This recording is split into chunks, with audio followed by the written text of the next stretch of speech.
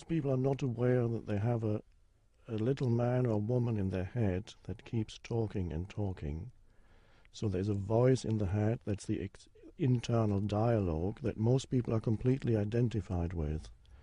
And in my case, and in many people's case, the voice in the head is a predominantly unhappy one. So there's an enormous amount of unhappiness that is continuously generated by this unconscious internal dialogue. And at that moment, that night, a separation occurred inside me between the voice, which is the incessant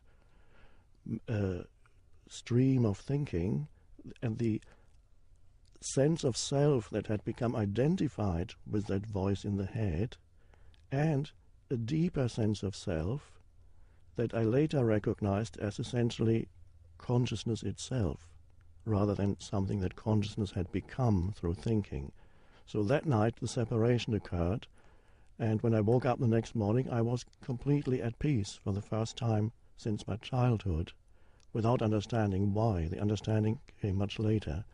So the important point here is that it's essential for people to become aware that their thought processes and the sense of self that is derived from their thinking, which includes, of course, all one's memories, all one's conditioning, one's sense of self is a conceptual one that is derived from the past.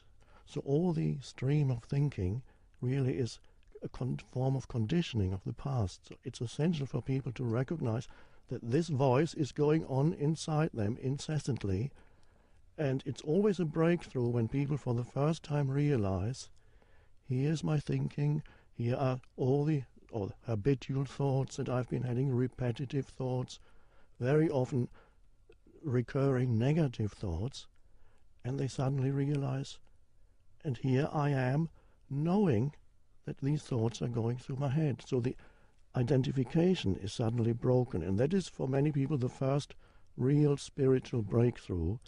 Spiritual, as I see it, is not believing in this or that, but it's stepping out of identification with a stream of thinking.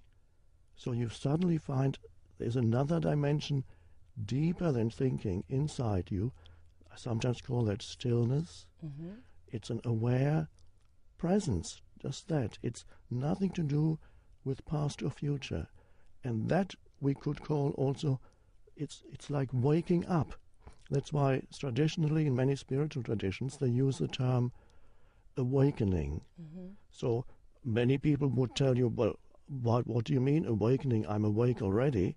But what is meant by awakening is that you wake up out of the stream of thinking.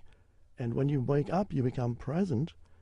A completely different dimension of consciousness is suddenly there.